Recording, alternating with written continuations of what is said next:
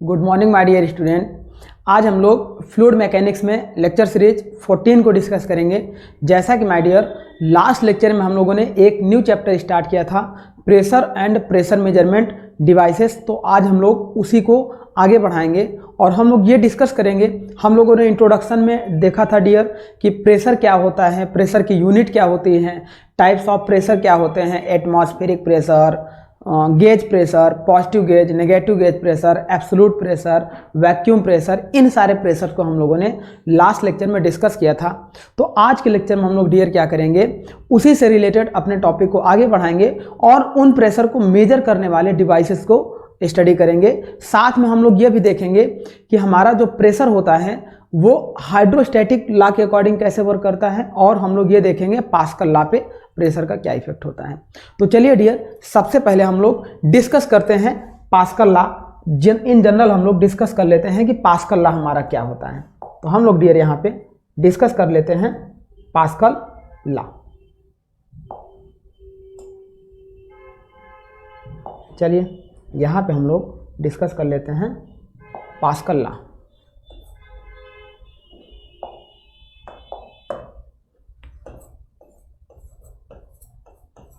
Pascal law. तो pascal law क्या होता है डियर कि जब हम जानते हैं कि किसी भी कंटेनर में अगर कोई फ्लूइड हमारा फिल किया गया है और वो रेस्ट कंडीशन में है, तो उस समय उस फ्लूइड के किसी भी पॉइंट पर फ्लूइड द्वारा लगाया गया प्रेशर या किसी भी पॉइंट पर फ्लूइड का प्रेशर क्या होता है, इक्विलिब्रियम होता है या इक्वल होता है एनी डायरेक्शन में। मतलब हम ये कह सकते हैं डियर, जैसे सपोज करो कि एक हम यहाँ पे कंटेनर ले लें, एक हम इस तरीके का ये ले लें, और आगे हम कह रहे हैं कि एक हम लोग इस तरीके का एक शेप ले लें, एक हम लोग इस तरीके का शेप ले लें। नेक्स्ट हम लोग ये करें डियर कि हम लोग कुछ इस तरीके का एक शेप ले लें। इन तीनों शेप में क्या है डियर कि अगर फ्लूइड हमारा फिल है, सपोज करो कि इसमें ये फ्लूइड हमारा इस तरीके से फिल है, इसमें हमारा फ्लूइड इस तरीके से फिल है और इसमें हमारा फ्लूइड इस तरीके से फिल है। अब क्या होगा डियर, अगर ये फ्लूइड स्टैटिक कंडीशन में हो, इन static condition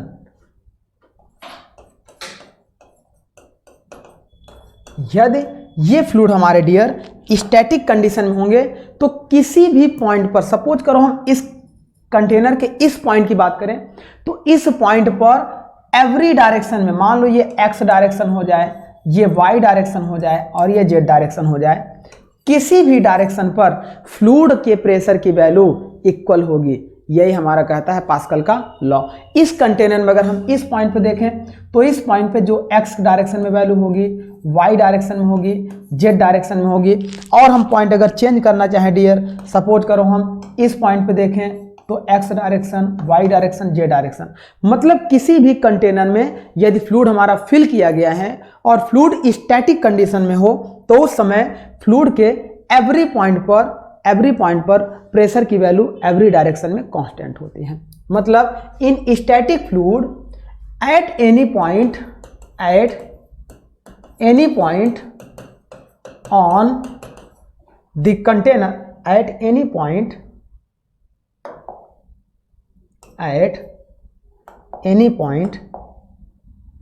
point on the container pressure is equal in any direction. The value of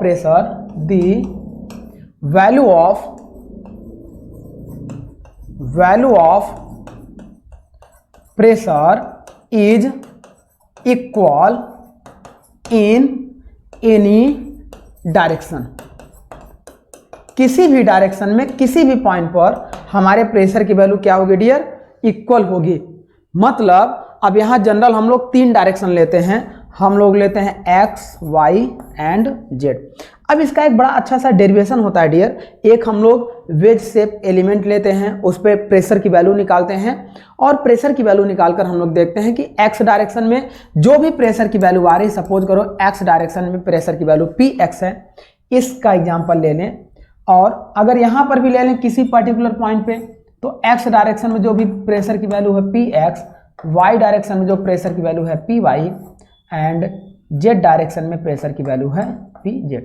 तो यदि ये कंटेनर स्टैटिक कंडीशन में रखा है तो इस पॉइंट पर value of Px and value of Py and value of Pz ये हमारा क्या होगा डियर, बराबर होगा। Px is equal to Py is equal to Pz के होता है।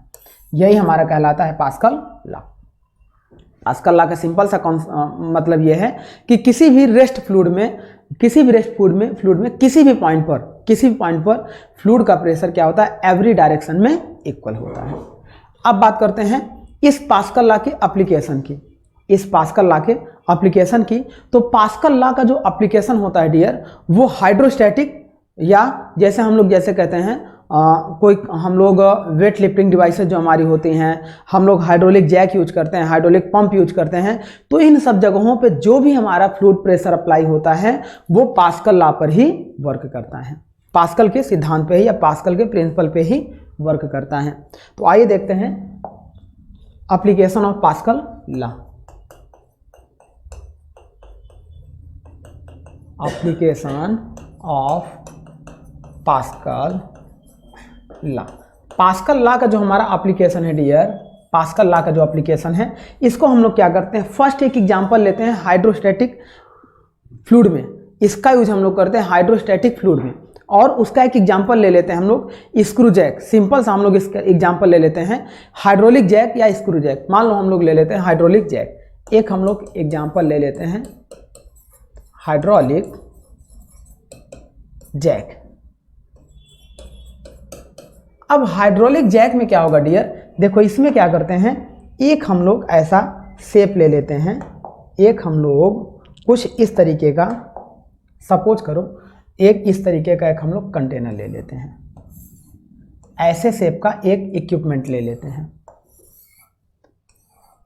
अब इस शेप को हम क्या करते हैं डियर, इस पे हम लोग यहाँ पे एक लगा देते हैं प्लंजर, एक प्लंजर लगा देते हैं जिस पर हम प्रेशर P अप्लाई करते हैं। अब इस प्लंजर और यहाँ पे हम लोग एक लगा देते हैं रैम। चलिए अब होगा क्या डियर कि देखो जब इसके अंदर हम यदि फ्लूइड को फिल कर दें,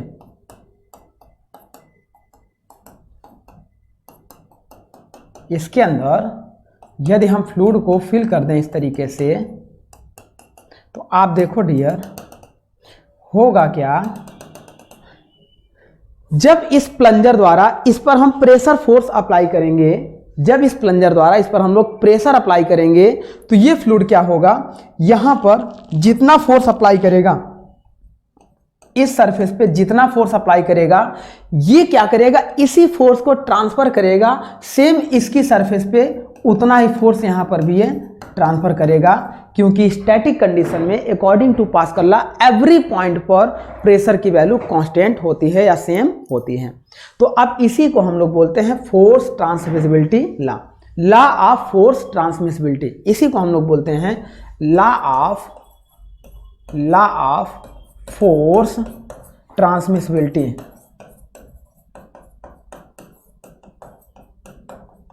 जिसमें हम लोग क्या करते हैं डियर, यदि सपोज करो इधर हम P1 प्रेशर अप्लाई करें, और ये जो हमारा रैम ऊपर लिफ्ट हो रहा है ड्यू टू P2 प्रेशर, तो अब इससे हम लोग लॉ ऑफ ट्रांसमिसिबिलिटी निकालना चाहें, तो according to Pascal law, effect of pressure की वैल्यू दोनों एंड पे क्या होगी, कांस्टेंट होगी। According to Pascal law P1 is equal to होगा P2 के, जो वैल्यू P1 की होगी, जो इफेक्ट होगा वही हमारा P2 की होगा। अब P1 की वैल्यू अगर हम निकालना चाहे डियर, तो हम यहां से देखिए, ऐसा देखिए, इसका जो ये है, इसके एरिया को हम लोग ले रहे हैं A1, इसका जो स्मॉल एरिया आप देख रहे हैं इस तरीके से, ये अलग बात है π/4d² होगा, लेकिन इसका स्मॉल एरिया भी हम A1 ले रहे हैं, और इसका जो एरिया आप देख रहे हैं, इसके एरिया को हम लोग ले रहे हैं A2। अब यहाँ पे ये जो प्रेशर फोर्स एक्ट कर रहा है इसमें डियर, इसको हम लोग ले रहे हैं F1, और यहाँ पर ये जो प्रेशर फोर्स एक्ट कर रहा है इसको हम लोग ले रहे हैं F2। अब अकॉर्डिंग टू पास्कल लॉ जितना प्रेशर इधर हम अप्लाई कर रहे हैं उतना ही प्रेशर हमारा इधर भी होगा। अब P1 is equal to P2 के। अब प्रेशर इज इक्वल टू हम लोग ये जानते हैं डियर, जब P1 की वैल्यू निकालेंगे तो pressure is equal to force upon area होता है। तो ये हमारा हो जाएगा फोर्स, नॉर्मल फोर्स पर यूनिट एरिया। इस पॉइंट पे निकालेंगे तो force F1 into upon area A1 हो जाएगा। इज इक्वल टू ये हमारा है P2। P2 की वैल्यू हो जाएगी F2 अपॉन A2 के। अब यहां से डियर हम ये जानते हैं, वी नो दैट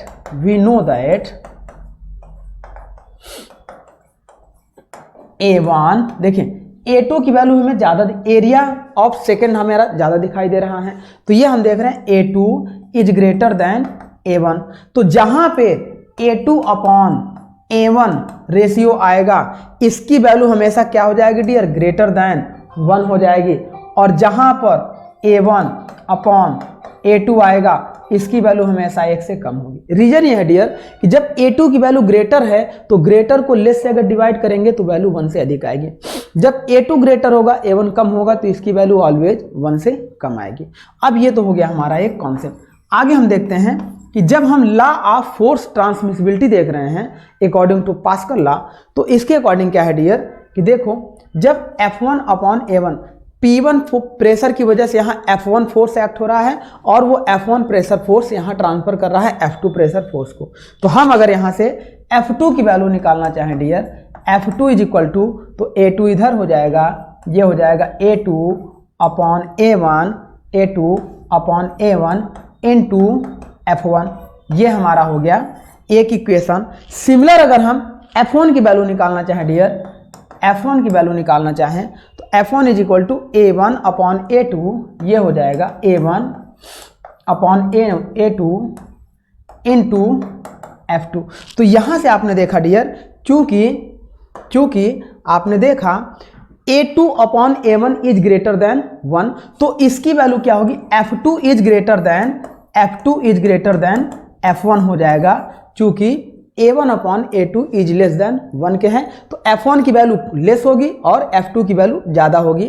तो यहाँ से हम क्या है कि according to Pascal law small amount of pressure apply करते हैं, तो ड्यू टू पास्कल लॉ जो F1 फोर्स यहाँ पे एक्ट कर रहा है उस F1 फोर्स की वजह से जो F2 फोर्स ट्रांसफर हो रहा है इसकी वैल्यू बहुत हाई मिल रही है, जिससे हम क्या कर रहे हैं डियर, कम प्रेशर फोर्स अप्लाई करके ज़्यादा प्रेशर फोर्स हम लोग आउटपुट पे ले रहे हैं।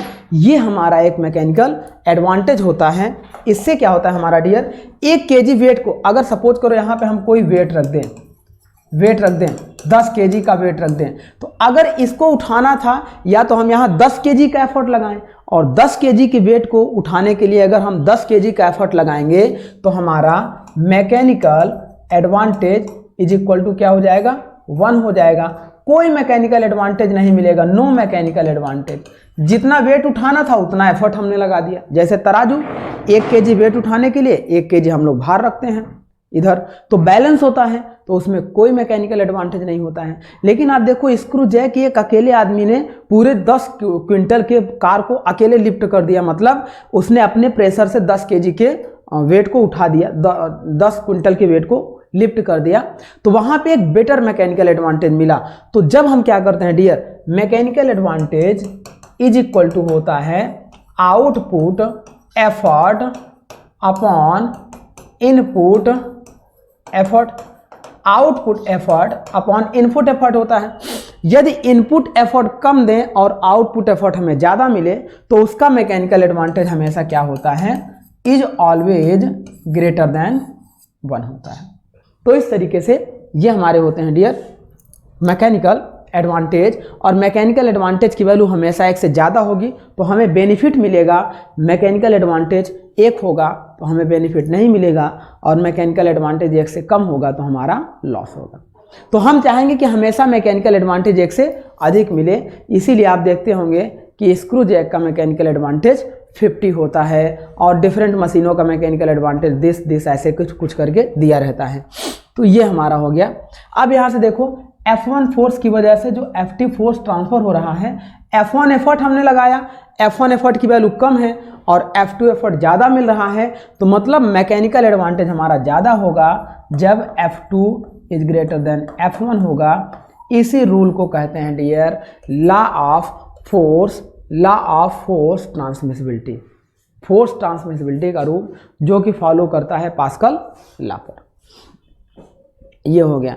चलिए डियर, अब नेक्स्ट हम लोग डिस्कस करते हैं प्रेशर मेजरमेंट डिवाइसेस। कौन कौन सी डिवाइसेस यूज होती हैं प्रेशर को मेजर करने के लिए। Pressure measurement devices. तो सबसे पहले डियर हम देखते हैं कि जो प्रेशर मेजरमेंट डिवाइसेस हमारी होती हैं ये दो टाइप की होती हैं। प्रेशर मेजरमेंट डिवाइसेस जो हमारी होती हैं डियर, ये हमारी दो टाइप की होती हैं। प्रेशर मेजरमेंट डिवाइसेस की अगर हम टाइप की बात करेंगे तो ये हमारी दो टाइप की होती हैं। फर्स्ट हमारे होते हैं डियर मैनोमेट्रिक टाइप की, मैनोमेट्रिक टाइप की होती हैं, और सेकेंड हमारी होती हैं मैकेनिकल टाइप की होती हैं।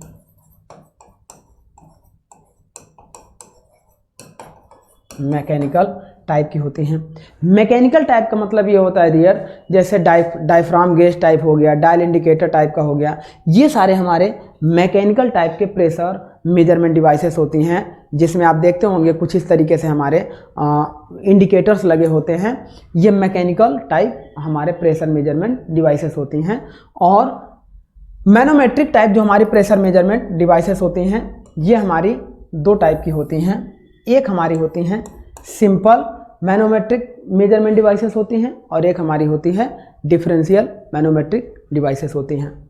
एक हमारी होती हैं सिंपल, इसमें जो हमारे होते हैं सिंपल मैनोमीटर होते हैं, एंड ये हमारे होते हैं डिफरेंशियल मैनोमीटर होते हैं। सिंपल मैनोमीटर का मतलब ये होता है डियर कि जैसे हम लोग एटमॉस्फेरिक प्रेशर को मेजर करने के लिए बैरोमीटर का यूज करते हैं, स्मॉल पॉजिटिव गेज प्रेशर को मेजर करने के लिए पीजोमीटर यूज करते हैं, प्रेशर की वैल्यू को और ज़्यादा हो, पाइप के अंदर ज़्यादा प्रेशर फ्लो कर रहा हो, उस हाई प्रेशर को मेजर करने के लिए U2 मैनोमीटर का यूज हम लोग करते हैं, और इसी तरह से डिफरेंशियल का भी हम लोग यूज करते हैं। तो ये हमारे सपोज करिए ये हमारे हो जाए पीजोमीटर हो गए, ये हमारे हो गए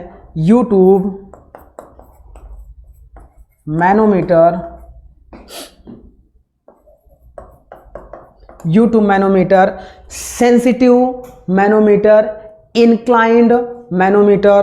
तो इस तरीके से हमारे होते हैं, है ना, सेंसिटिव मैनोमीटर, इंक्लाइंड मैनोमीटर। तो ये सारे एटसेट्रा होते हैं, एटसेट्रा, ये हमारे होते हैं dear simple manometer devices. Then हम बात करते हैं डिफरेंशियल मैनोमीटर हमारे क्या होता है। डिफरेंशियल का मतलब क्या होता है, सिंपल का मतलब ये होता है डियर कि ये किसी एक पाइप में या किसी एक कंटेनर के अंदर पर्टिकुलर एक पॉइंट का प्रेशर मेजर करता है। जैसे सपोज करो कि ये हमारी पाइप है, इस पाइप के अंदर यदि फ्लूइड हमारा फ्लो कर रहा हो, इस पाइप के अंदर यदि फ्लूइड हमारा इस तरह से फ्लो कर रहा है, तो अब इस पोजीशन पे अगर हमें प्रेशर की वैल्यू को मेजर करना है, तो एक पाइप के अंदर किसी भी पॉइंट पर प्रेशर की वैल्यू को मेजर करना है, तो उस समय हम लोग सिंपल मैनोमीटर का यूज करते हैं। एंड अगर सपोज करो एक और पाइप हमारी हो जाए, इस तरीके से, इसमें भी फ्लूइड हमारा फ्लो कर रहा हो, अब मान लो इसके अंदर का प्रेशर P1 हो जाए और यहाँ का प्रेशर P2 हो जाए, तो अब इन दोनों के बीच के प्रेशर के डिफरेंस को अगर हमें निकालना है डियर, जैसे हमें निकालना है P1 माइनस P2 या हमें निकालना है P2 माइनस P1, तो ये दो पाइप में प्रेशर का डिफरेंस निकालते हैं तो इसे हम लोग बोलते हैं डिफरेंशियल मैनोमीटर। ये होते हैं हमारे डियर, ये हमारे इस तरीके से होते हैं। डिफरेंशियल मैनोमीटर का अगर हम एग्जांपल लें तो ये हमारे होते हैं यूट्यूब डिफरेंशियल मीटर। अभी हम लोग ये एक अलग अलग डिवाइसेस को भी डिस्कस करेंगे। ये हमारे होते हैं U tube differential manometer,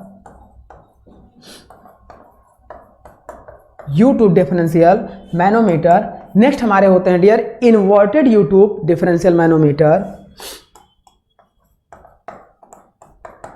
inverted U tube differential manometer. तो इस तरीके से ये हमारे होते हैं dear differential manometer and U tube differential manometer and simple manometer. Mechanical type manometer का मतलब ये होता है डायल इंडिकेटर, पीजो इलेक्ट्रिक, ये सारे हमारे क्या होते हैं डियर मैकेनिकल टाइप के मैनोमीटर होते हैं।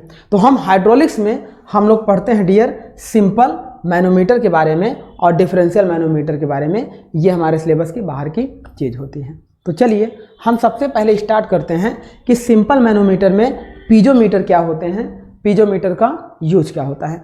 ये भी हमें पता हो गया कि सिंपल मैनोमीटर का यूज वन पाइप में प्रेशर को किसी भी पॉइंट पर मेजर करने के लिए यूज करते हैं, और डिफरेंशियल मैनोमीटर में प्रेशर का यूज टू पाइप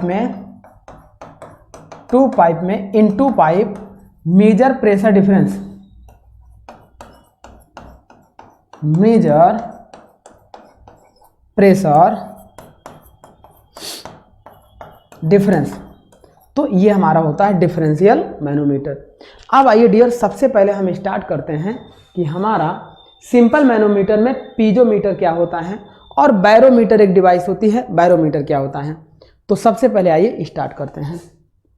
देखिए अगर बैरोमीटर की बात की जाएगी डियर,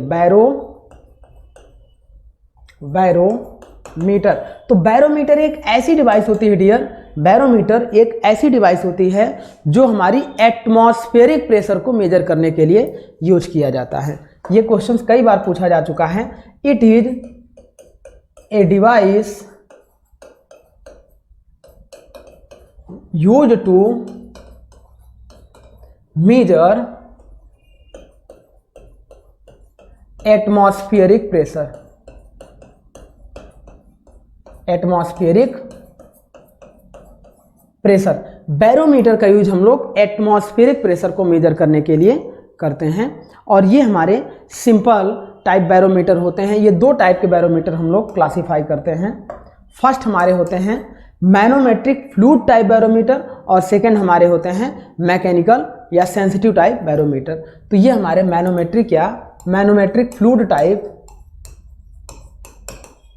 मैनोमेट्रिक फ्लूइड टाइप होते हैं, जिसमें क्या होता है डियर कि सपोज करो कि एक कंटेनर होता है, इसके अंदर यदि हमारी एटमॉस्फेरिक एयर हमारी फिल कर दी जाए, इसके अंदर के प्रेशर को मेजर करना है, तो हम यहाँ पे क्या करते हैं डियर, इस तरीके से मैनोमीटर लगाते हैं, और यहाँ पे हम लोग क्या करते हैं, ये इसके अंदर हम लोग एक मैनोमेट्रिक फ्लूइड फिल कर देते हैं, जिससे क्या होता है इसके कॉलम में जितनी हाइट या डेप्थ में कमी आती है, तो ये मेजर करता है इसके अंदर के प्रेशर को।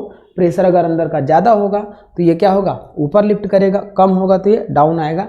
तो इस तरीके से हम इसको मेजर करते हैं, जो हमारी कहलाती है बैरोमीटर डिवाइसेस। और यहाँ पे यदि हम यहाँ पे मैनोमेट्रिक फ्लूइड का यूज ना करें तो ये कहलाता है मैकेनिकल टाइप मैनोमेट्रिक डिवाइसेस, जिसे हम लोग डायल इंडिकेटर टाइप या मैकेनिकल टाइप मैनोमेट्रिक डिवाइसेस कहते हैं। ये हमारा होता है डियर मैनोमीटर। नेक्स्ट बात करते हैं, नेक्स्ट जिससे क्वेश्चन हमारे आते हैं, मैनोमीटर से क्वेश्चन से ही पुटअप किया जाता है कि मैनोमीटर का यूज किस टाइप के प्रेशर को मेजर करने के लिए करते हैं। फर्स्ट आपका देगा पॉजिटिव गेज प्रेशर, सेकंड आपका देगा नेगेटिव गेज प्रेशर, थर्ड आपका, जैसे देखिए क्वेश्चन आपका बनता है manometer is used for, option A आपका देगा positive gauge pressure, option B negative gauge pressure, option C आपका दे देगा absolute pressure, absolute pressure, option D आपका दे देगा एटमॉस्फेरिक प्रेशर, एटमॉस्फेरिक प्रेशर, और एक ऑप्शन ई और अगर देना चाहेगा तो वो आपका दे देगा vacuum pressure, vacuum. Already vacuum pressure को हम लोग नेगेटिव गेज प्रेशर कहते हैं, तो वैक्यूम प्रेशर। तो इस तरीके से हमारा ऑप्शन क्या होगा, मैनोमीटर का यूज हम लोग करते हैं डियर, किसका यूज करने के लिए, एटमॉस्फेरिक प्रेशर का मेजरमेंट करने के लिए करते हैं। अब आइए नेक्स्ट हम लोग देखते हैं पीजोमीटर क्या होते हैं। नेक्स्ट डिवाइस हम लोग डिस्कस करते हैं पीजोमीटर।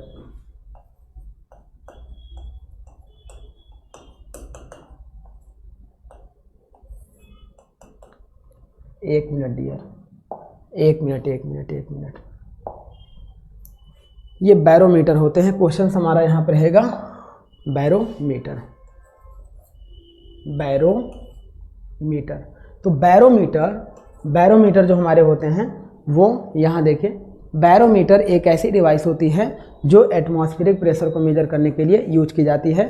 तो क्वेश्चंस में हमने लिख दिया था मैनोमीटर, मैनो नहीं बैरोमीटर आपका रहेगा। नेक्स्ट बात करते हैं, चलिए पीजोमीटर। पीजोमीटर आपकी एक ऐसी डिवाइस होती है जो स्मॉल पॉजिटिव गेज प्रेशर को मेजर करने के लिए यूज की जाती है। अभी हम लोग ये भी देखेंगे कि इसमें लार्ज पॉजिटिव गेज प्रेशर को क्यों नहीं मेजर करेंगे, और ये देखेंगे इसमें नेगेटिव गेज प्रेशर को क्यों नहीं मेजर करेंगे। तो आइए सबसे पहले देखते हैं piezometer. It is used for measure the small positive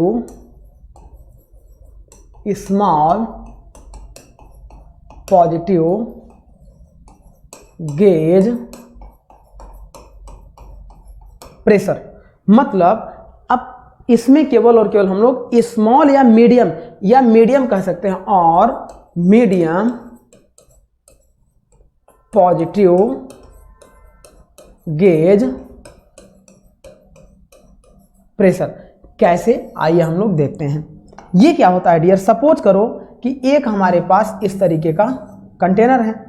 अब इस कंटेनर में या पाइप में एक फ्लूइड हमारा फ्लो कर रहा है। मान लो इस पाइप में, आप देखो इस पाइप में इस तरीके से फ्लूइड हमारा फ्लो कर रहा है।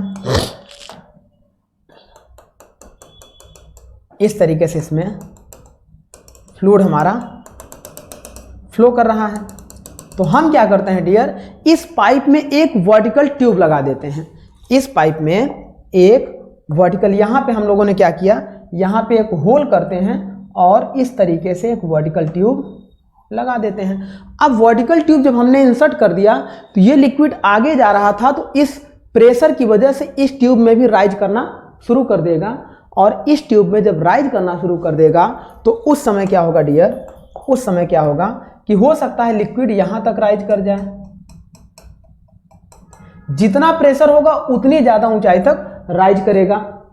तो इसी सिंपल डिवाइस को हम लोग बोलते हैं पीजोमीटर। और ये जितना राइज करता है यहां से इसकी हाइट को निकाल लेते हैं। इस हाइट को हम लोग बोलते हैं डेटम हेड या हाइट ऑफ हेड। ये हमारी कहलाती है डेटम हेड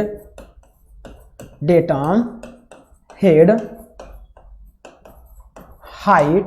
और जब हम लोग किसी भी पॉइंट पे हम लोग डेटम हेड या प्रेशर निकालते हैं तो हम लोग क्या करते हैं कि इंपॉर्टेंट पॉइंट देखिएगा डियर, जब हम लोग किसी भी पॉइंट पे, सपोज करो कि एक कंटेनर हो और इस कंटेनर में लिक्विड भरा हो, मान लो लिक्विड भरा हो, यदि हम इस कंटेनर में इस पॉइंट पे प्रेशर की वैल्यू निकालना चाहें तो प्रेशर की वैल्यू हम लोग इसे डेरिवेट करके निकालते हैं, बट यहाँ डेरिवेशन की कोई ज़रूरत नहीं है। हम डायरेक्ट बात करेंगे डियर, इस पॉइंट पे जो प्रेशर की वैल्यू होगी वो होगी इस लिक्विड की density rho into gravity force g into जिस पॉइंट पे निकालना है फ्री सरफेस से वहाँ तक की डेप्थ या हाइट h का मल्टीप्लाई कर देते हैं।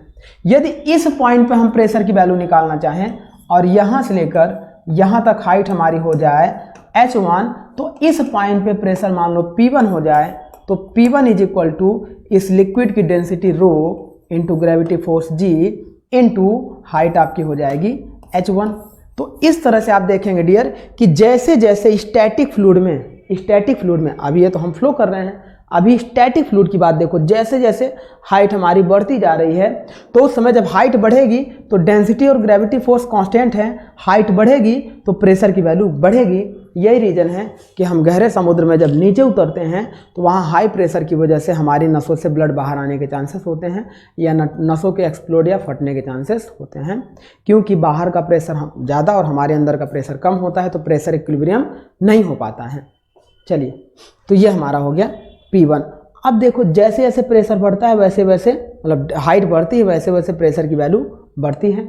एक कॉन्सेप्ट और यहाँ से आपको निकल के आता है कि यदि सपोज करो किसी पॉइंट पर मान लो ऐसे आप देखो कि यदि एक क्रॉस सेक्शन इस टाइप का ट्यूब है, ये ट्यूब हमारी हो गई, एक हम लोग इस क्रॉस सेक्शन ट्यूब को यूज कर रहे हैं और एक हम लोग इस क्रॉस सेक्शन ट्यूब को यूज कर रहे हैं। इन तीनों क्रॉस सेक्शन में मान लो कि ये लिक्विड भरा है और इनकी हाइट h ऊंचाई, सभी की हाइट हमारी क्या है डियर, कांस्टेंट h है, सब की हाइट हमारी कांस्टेंट h है। अब इसमें देखो डियर क्या है कि अगर किसी पर्टिकुलर पॉइंट पे मान लो इस पॉइंट पे, इस पॉइंट पे और इस पॉइंट पे, इस पॉइंट पे, इस पॉइंट पे और इस पॉइंट पे, मतलब इस फ्री सरफेस से h डेप्थ पर यदि हम प्रेशर की वैल्यू निकालना चाहें तो pressure P is equal to, यदि इसका प्रेशर यहाँ P1 हो, यहाँ P2 हो, यहाँ P3 हो, तो P1 इज इक्वल टू हो जाएगा डियर इस लिक्विड की density rho into gravity force G into height h। Then P2 की वैल्यू अगर हम देखेंगे डियर तो P2 इज इक्वल टू हो जाएगा सेम वही लिक्विड की डेंसिटी हमने सेम माना हुआ है, gravity force G into height हमने h कंसीडर किया हुआ है। देन इसकी बात करेंगे तो ये हमारा हो जाएगा P3 is equal to rho into G into h।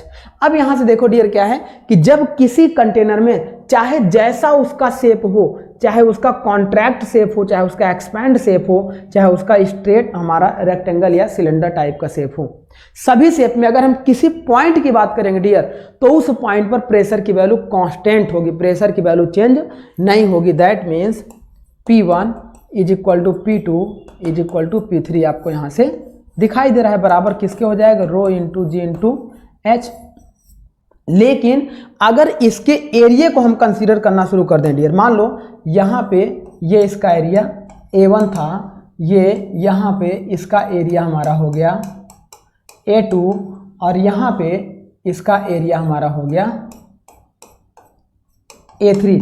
तो इस टोटल एरिया पे अगर प्रेशर की वैल्यू की बात करेंगे डियर तो वो वैल्यू चेंज हो जाएगी। इस डेप्थ पर डेप्थ आपकी सेम रहेगी, लेकिन जैसे ही एरिया पे प्रेशर को हम कंसीडर करना शुरू करेंगे तो इसके लिए अगर हम P1 की वैल्यू निकालेंगे डियर तो P1 हो जाएगा density into gravity force into इसका एरिया इंटू हाइट के हो जाएगा। इसको डेरिवेशन से हम लोग निकालते हैं, लेकिन यहाँ हम लोग डायरेक्ट फार्मूले का यूज कर रहे हैं। किसी भी सरफेस पे वर्टिकली प्रेशर कितना एक्ट कर रहा है उसकी वैल्यू निकालने के लिए P1 is equal to rho into G into area into h के होता है। एरिया A1 है। अब P2 is equal to same वही हो जाएगा rho into G into A2 into h, comma P3 is equal to rho into G into A3 into h।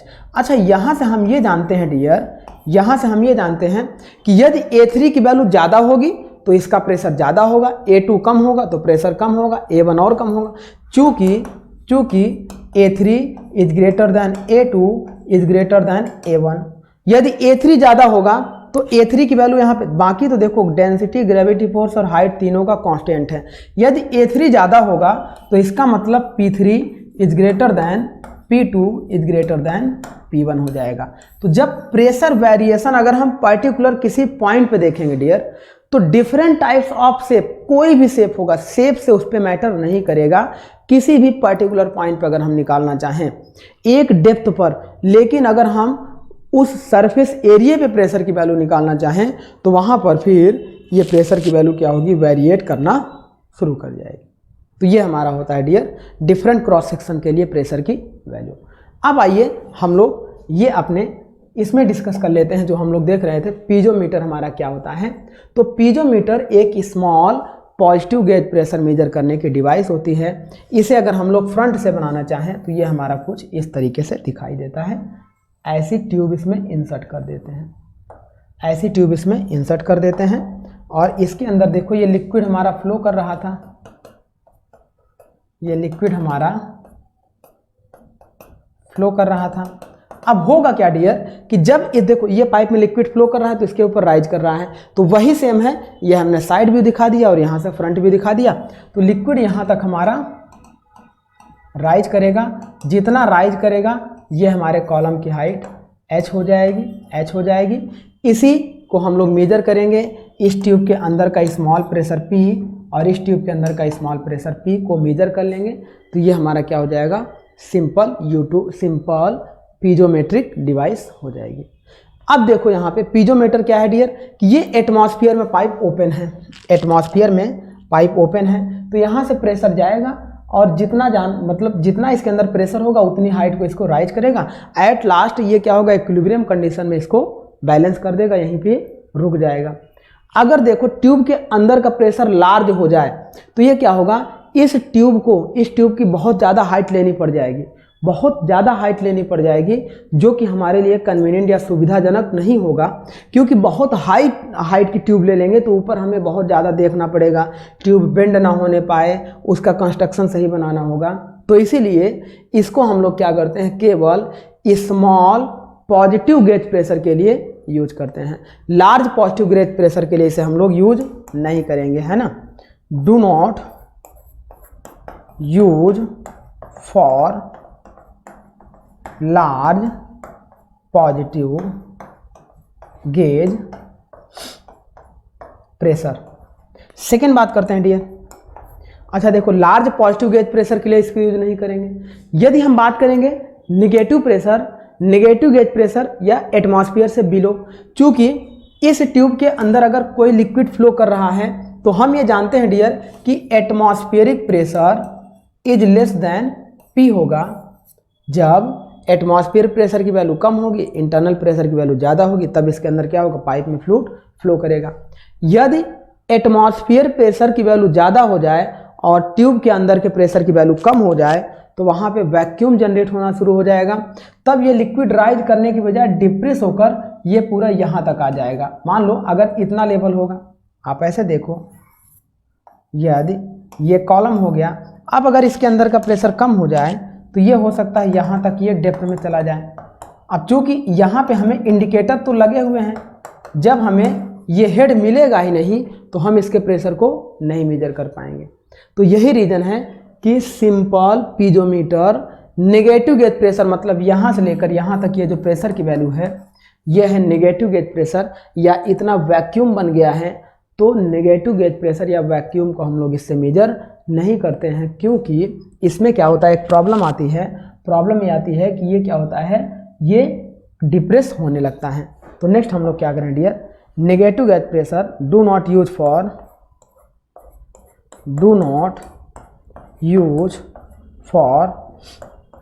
Negative gauge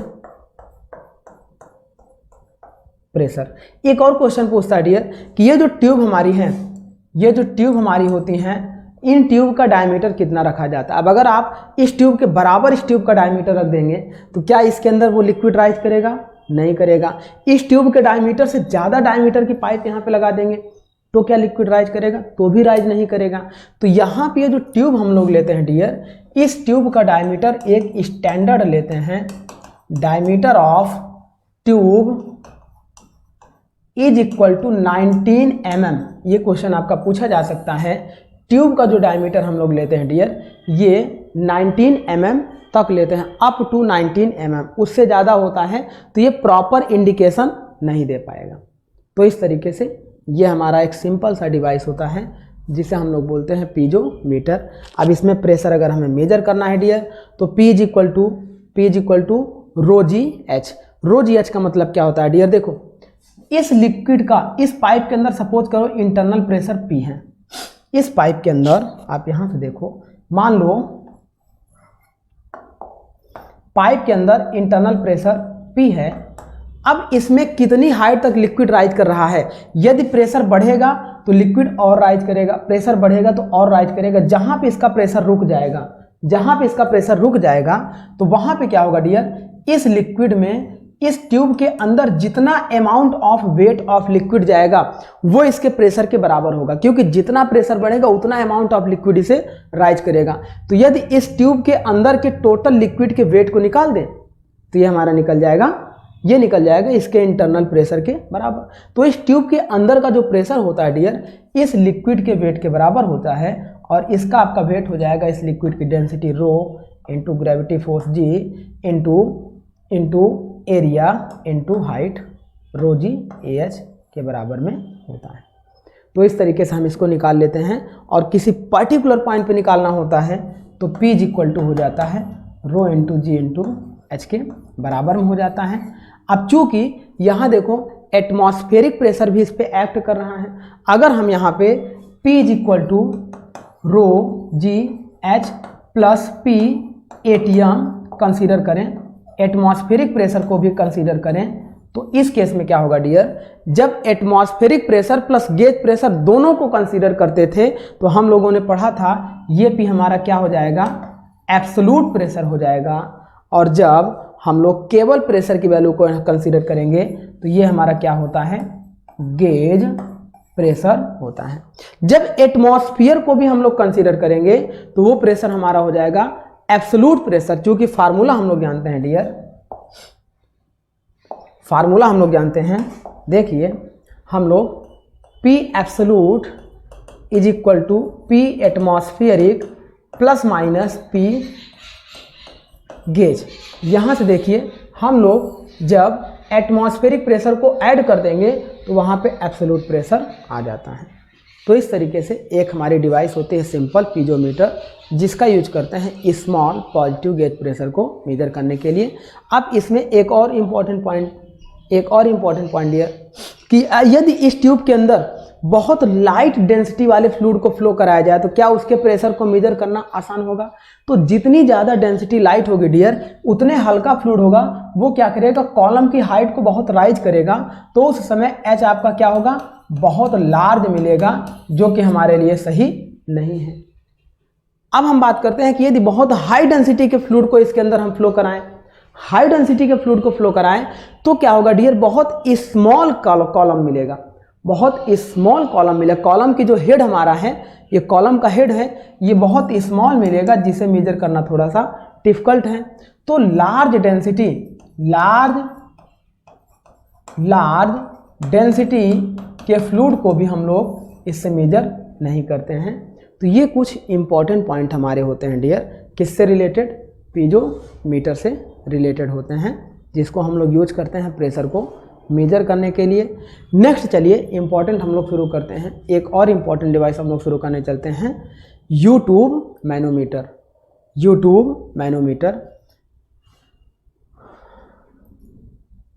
चलिए next हम लोग शुरू करते हैं डियर, यूट्यूब मैनोमीटर।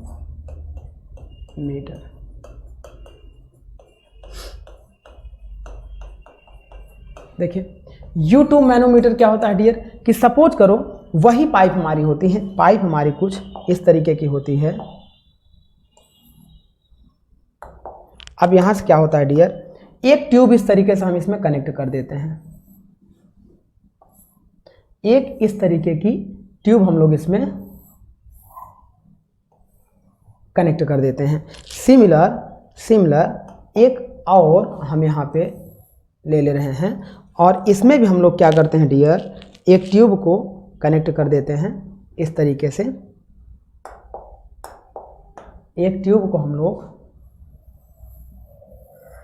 ऐसे कनेक्ट कर देते हैं। देखिए इसमें जो इस तरीके की ट्यूब दिखाई दे रही है और इसमें इस तरीके की ट्यूब दिखाई दे रही है, ट्यूब किसी भी शेप की हो सकती है, चाहे ऐसी हो सकती है चाहे ऐसी हो सकती है, इसके कंस्ट्रक्शन से मतलब नहीं है। दोनों केस में इसका यूज किया जाता है प्रेशर को मेजर करने के लिए इस ट्यूब के अंदर का। और ट्यूब हमने आपको बता रखा है डियर, ये ट्यूब आपकी कैसी होगी, इस ट्यूब के अंदर हमारा क्या फ्लो कर रहा है, कोई लिक्विड फ्लो कर रहा है, दैट मीन्स ये ट्यूब हमारी कुछ इस तरीके से होगी। एक मिनट, ये क्या हो रहा है,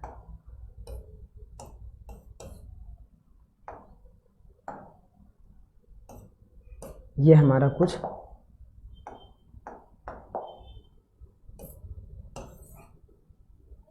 चलिए ये गड़बड़ कर रहा है, ये हमारा कुछ इस तरीके से होगा मान लीजिए। चलिए यहीं पे देखते हैं, इसको आप कैंसिल मानिएगा। ऐसे देखिए, अब ट्यूब हमारी कैसी होगी, ये ऐसी होगी। इसके अंदर हमारा क्या है डियर, लिक्विड फ्लो कर रहा है, जिसके साइड में हमने क्या किया है, एक होल करके साइड में एक होल करके यहाँ पे हमने इस तरीके की ट्यूब इंसर्ट करा दी है। अब जब इस ट्यूब के अंदर वाटर हमारा फ्लो करेगा या कोई भी लिक्विड हमारा फ्लो करेगा, जैसे इस ट्यूब के अंदर फ्लो कर रहा है तो इसके अंदर भी आएगा लिक्विड हमारा, इसके अंदर भी इस तरीके से, ये मान लीजिए ये लिक्विड हमारा फ्लो कर रहा है, ये लिक्विड हमारा इस पाइप में फ्लो कर रहा है, तो ये लिक्विड इधर भी हमारा इस ट्यूब के अंदर भी आना शुरू करेगा। बस अंतर इतना होगा डियर कि इस ट्यूब के अंदर हम लोग कुछ इससे, जो इस पाइप के अंदर फ्लूइड बह रहा है उससे हायर डेंसिटी का एक लिक्विड ऑलरेडी इस ट्यूब के अंदर कनेक्ट करा कर रखते हैं या फिल करके रखते हैं। इसके अंदर एक हायर डेंसिटी का फ्लूइड ऑलरेडी हम लोग फिल करके रखते हैं। अब होगा क्या डियर कि जब इस ट्यूब के अंदर का प्रेशर बढ़ेगा तो ये इधर से आएगा लिक्विड और इस हाई डेंसिटी के फ्लूइड को प्रेस करेगा, तो इस कॉलम की हाइट हमारी क्या होगी, राइज होगी। सिमिलर इसमें भी अगर आप देखना चाहें तो यहाँ पर भी क्या होगा, वही फंक्शन आपको दिखाई देगा, बस ट्यूब का शेप आपको थोड़ा सा चेंज दिखाई दे रहा है, फंक्शन आपका वैसे ही दिखाई देगा। इसमें भी ये लिक्विड आपका ये यहाँ तक हो सकता है कंप्रेस कर दे और इसके बाद इसके अंदर इसमें अनदर डेंसिटी का लिक्विड हम इसमें भरकर फिल करके रख दिए हैं। और जो ये लिक्विड होता है डियर, इसे बोलते हैं manometric fluid. Manometric fluid maximum case में हम लोग मरकरी का यूज करते हैं और अल्कोहल का यूज करते हैं। अल्कोहल भी आपका क्या होता है कि वेरी लो टेम्परेचर पर, मतलब फ्रीजिंग पॉइंट माइनस में होता है, और मरकरी का भी फ्रीजिंग पॉइंट आपका नेगेटिव में होता है। तो इस तरीके से हम लोग क्या करते हैं, और दोनों हायर टेम्परेचर पर उनका जो एक्सपेंशन होता है बहुत कम होता है। तो इसीलिए हम लोग मैनोमेट्रिक फ्लूइड में किसका यूज करते हैं, mercury and alcohol. Mercury and alcohol का यूज करते हैं हम लोग as a manometric fluid. Density heavier होती है और जब इस फ्लूइड के अंदर का प्रेशर बढ़ता है, अगर सेम यही फ्लूइड इसके अंदर होता तो ये क्या करता, ये इसके इधर से बाहर होना शुरू हो जाता। मतलब इसके अंदर का प्रेशर अगर ज़्यादा होगा, देखो इसके अंदर का प्रेशर ज़्यादा होगा तो ये क्या करेगा, इधर से बाहर आना शुरू कर देगा, फिर हम प्रेशर को मेजर नहीं कर पाएंगे। तो इसीलिए हम लोग हायर डेंसिटी का फ्लूइड इसके अंदर लेते हैं, तो ये इस फ्लूइड को प्रेस करता है, तो ये हायर डेंसिटी का फ्लूइड आपका क्या करता है, राइज करता है।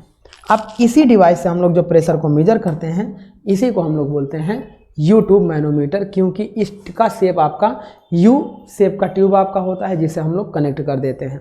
और कैसे मेजर करते हैं आइए देखते हैं। देखिए सपोज करिए इस ट्यूब के अंदर का इंटरनल प्रेशर हमारा क्या है, पी है। इस ट्यूब के अंदर का इंटरनल प्रेशर हमारा पी है।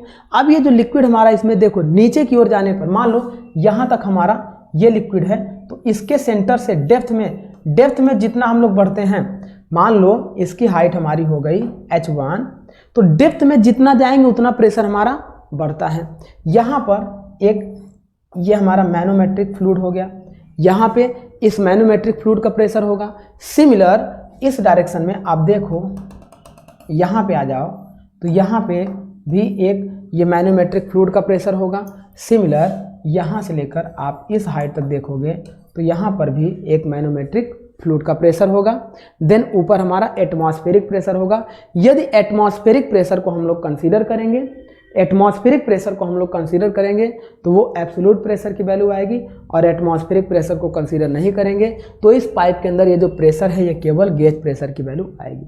अब इस ट्यूब के अंदर के प्रेशर की वैल्यू को जब हम लोग मेजर करते हैं तो ये क्या होता है डियर, देखो हम इसको ऐसा एक क्रॉस सेक्शन मान लेते हैं। और इस क्रॉस सेक्शन में क्या करते हैं डियर, देखो लेफ्ट साइड का, यदि इस ट्यूब के अंदर का प्रेशर राइज हो रहा है तो ये इसको कंप्रेस करेगा और इसकी हाइट बढ़ती जाएगी। जिस पोजीशन पे इसकी हाइट बढ़ना रुक गई, मतलब इसका प्रेशर इसके प्रेशर के बराबर हो गया। तो हम ये कह सकते हैं कि दोनों इक्विलिब्रियम कंडीशन में हैं, लेफ्ट साइड और राइट साइड के प्रेशर की अगर हम बात करें तो इसको हम लोग लिम्ब बोल देते हैं। तो यदि हम बात करें इन इक्विलिब्रियम कंडीशन, हम ऐसे देखते हैं dear, in equilibrium condition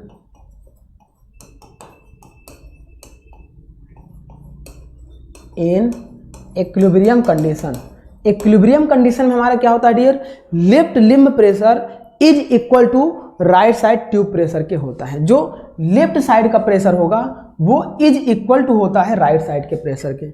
means left limb pressure is equal to right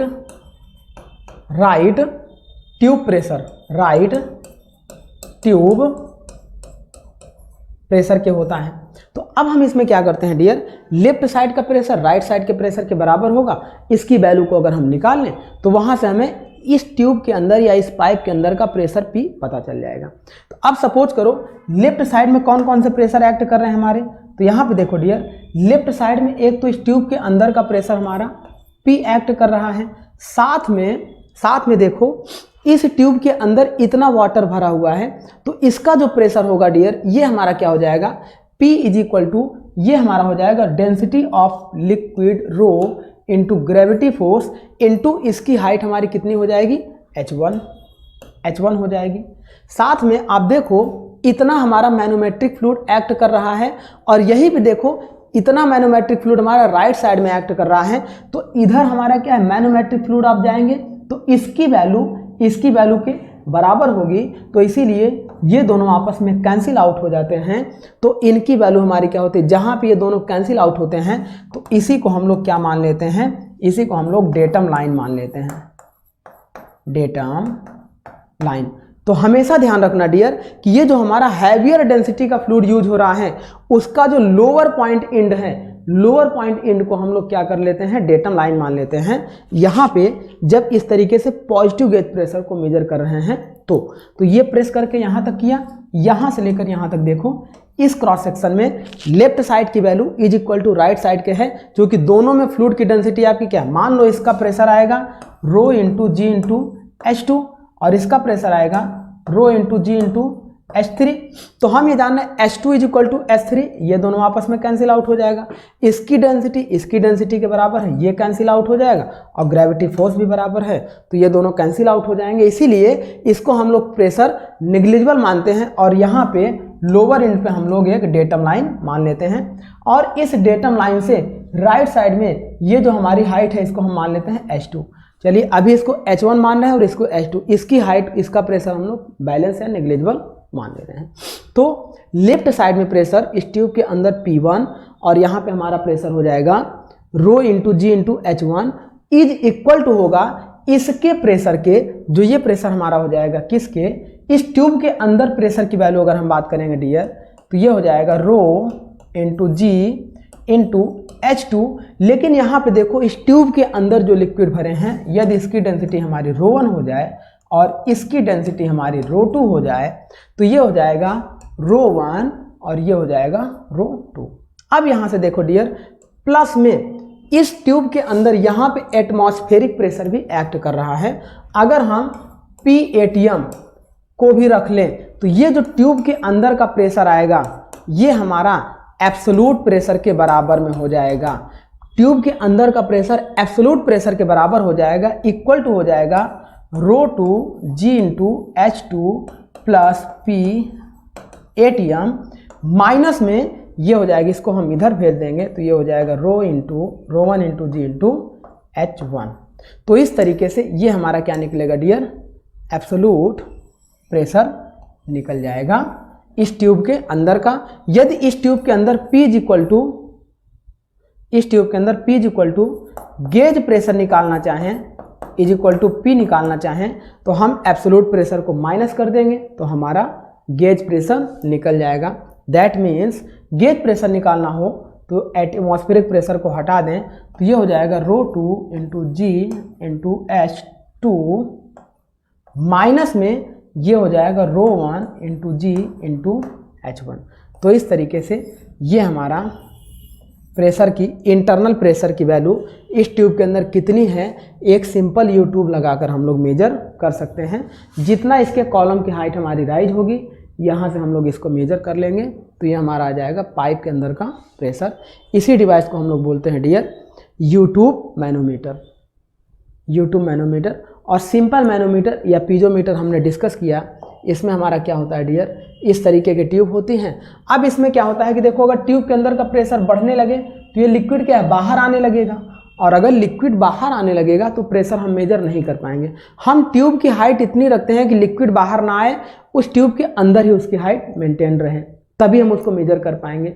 तो उसके लिए हमें minimum diameter maximum up to 19 mm तक इस ट्यूब का डायमीटर रखते हैं, चाहे इसके लिए चाहे यू ट्यूब मैनोमीटर के लिए। और साथ में इसके अंदर का प्रेशर जब ज़्यादा होगा तो ऑलरेडी क्या होगा बाहर आने लगेगा लिक्विड, इसीलिए इसको हम लोग लो प्रेशर में मेजर करते हैं। पाइप के अंदर का प्रेशर हमारा लो हो या मॉडरेट हो या मीडियम हो तो इसको हम लोग यूज करते हैं। इसका नाम हमारा है पीजोमीटर। नेक्स्ट हम लोगों ने डिस्कस किया you tube manometer. U tube manometer हमारा कैसा होता है, यू ट्यूब शेप का होता है। ये इस शेप का भी होगा तो भी यू ट्यूब मैनोमीटर वही एक्ट करेगा। यहाँ पर हमारा क्या हो जाएगा इतना, इस सेंटर लाइन से ये जो सेंटर ऑफ प्रेशर है यहाँ से ये जो लेफ्ट साइड में प्रेशर है इसकी वैल्यू निकालेंगे। इसमें प्रेशर P1 हो जाएगा, P हो जाएगा, और इसकी हाइट हम लोग H1 मान लें। और यहाँ पे देखो ये जो लोअर एंड है, इस लोअर एंड को हम लोग क्या मान लेते हैं, रेफरेंस लाइन मान लेते हैं, रेफरेंस लाइन मान लेते हैं। चूँकि इसके नीचे का प्रेशर यदि हम ऐसे क्रॉस सेक्शन अलग करें तो लेफ्ट साइड का pressure is equal to right side के प्रेशर होगा, तो इसीलिए इसको रेफरेंस लाइन मान लेते हैं। इसके इधर राइट साइड में इस कॉलम में जितनी हाइट तक हमारा लिक्विड राइज कर रहा है H2 तक, इसको हम लोग कंसीडर करेंगे। तो ये हमारा सेम यही फार्मूले पे आएगा। गेज प्रेशर या इसको हम लोग P लिखते हैं, P is equal to ρ2 G into H2 minus ρ1 G into H1, where ρ2 is the density of manometric fluid. जो ρ2 आपका है वो डेंसिटी ऑफ मैनोमेट्रिक फ्लूइड है, and H2 is the height of manometric fluid. तो इस तरह से यहाँ पे हम लोग लिख सकते हैं ρ2 इज द, ऐसे अगर पूरे फार्मूले को लिखें, P is equal to ρ2 GH2 minus ρ1 GH1। तो यहाँ से हम लोग ये देख रहे हैं डियर, P आपका क्या है, gauge pressure in tube, gauge pressure in pipe, जिसे हमें मेजर करना है। और ρ2 की अगर हम बात करेंगे डियर तो ρ2 हमारा हो जाएगा density of manometric fluid, density of manometric fluid. And H2 की बात करेंगे तो हाइट ऑफ मैनोमेट्रिक फ्लूइड या column of manometric fluid, height of manometric fluid, height of manometric fluid. And ρ1 की बात करेंगे डियर तो density of fluid which is flow in pipe, जो किसी पाइप में फ्लो कर रहा है। वो केरोसिन भी हो सकता है, पेट्रोल भी हो सकता है, डीजल भी हो सकता है, वाटर भी हो सकता है, कुछ भी हो सकता है। तो ये हमारा हो जाएगा density of fluid flow in pipe, जो हमारा क्या हो रहा है पाइप में फ्लो कर रहा है। और H1 हमारा क्या हो जाएगा, H1 हमारा हो जाएगा height of fluid in manometric tube, height of fluid